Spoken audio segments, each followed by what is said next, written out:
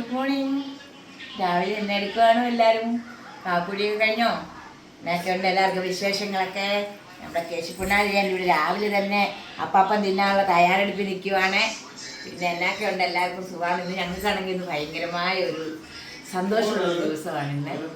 ഇന്ന് നമ്മുടെ സകുടുംബ ഫാമിലിയിലെ 2 അംഗങ്ങൾ നമുക്ക് തിരുവനന്തപുരത്ത് നിന്ന് നമ്മളെ കാണാൻ വേണ്ടി ഉച്ചയാകുമ്പോൾ വരും. അനിലയും ഭർത്താവും കൂടെ ഇന്ന് ഉച്ചയ്ക്ക് നമ്മുടെ വീട്ടിൽ നിന്ന് അവർ ഫുഡ് കഴിക്കാൻ വരും. അത് ഒരുപാട് നാളായിട്ട് നമ്മൾ ചോറുണ്ണാൻ വിളിക്കുന്നു, ആരും വരുന്നില്ല.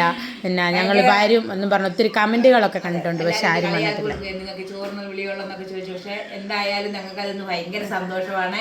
ഞങ്ങളുടെ വിജയം, ഞങ്ങളുടെ ഒക്കെ കിട്ടിയ അംഗീകാരമാണ്. അതെ, പിന്നെ ആരെയും കാണാനും ഞങ്ങൾ എല്ലാവരെയും കാണാൻ വേണ്ടി ഇന്ന് തിരുവനന്തപുരത്ത് നിന്ന് ഉച്ചയാകുമ്പോൾ നമ്മുടെ വീട്ടിൽ വരുന്നുണ്ട്. അവർക്ക് നമ്മൾ വേറെ ഒന്നും വെക്കല്ലേ എന്ന് പറഞ്ഞ് നമ്മുടെ ഭക്ഷണം ഞാൻ എന്ത് ഉണ്ടാക്കി കഴിക്കുന്നോ അത് മതി എന്ന് പറഞ്ഞിട്ടുണ്ട്. നമ്മൾ അതുപോലെ തന്നെ ഭക്ഷണം ഉണ്ടാക്കി കൊടുക്കുള്ളൂ അവർക്ക്. അവർ വന്നു കഴിയുമ്പോൾ നമുക്ക് ഭയങ്കര ഒരു നമുക്ക് പറയത്തില്ല, എല്ലാവരും ഇങ്ങനെ പറയുന്നല്ലാതെ ആരും നമ്മളെ കാണുന്നവർ വന്നിട്ടില്ല.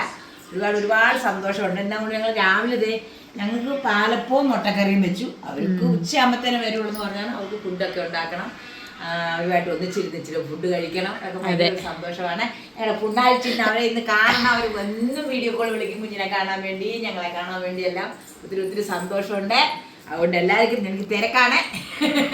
തിരക്കൊന്നുമില്ല കേട്ടോ, അങ്ങനെയൊന്നുമില്ല. നമ്മൾ സാധാരണ നമ്മുടെ വീട്ടിൽ എന്നും വെക്കുന്ന ആ ഫുഡ് തന്നെ വെച്ച് അവർക്ക് കൊടുക്കുന്നില്ല. പ്രത്യേകിച്ച് ഒന്നും വെക്കാറില്ല.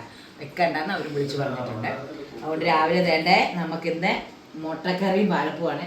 പിന്നെ ഇത് കഴിക്കാൻ വേണ്ടി എല്ലാവരും ഓടി വായോ കുടിക്കാം.